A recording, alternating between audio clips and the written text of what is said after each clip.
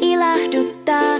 Jos joku kaatuu tai mieli on harmaa, yhdessä auttaa on paljon helpompaa. Kaveri mun kanssa käsi kädessä, nauretaan ja leikitään hetkessä. Jos on ilo tai suru tai kiukkuinen mieli, ystävä auttaa, se on meidän peli.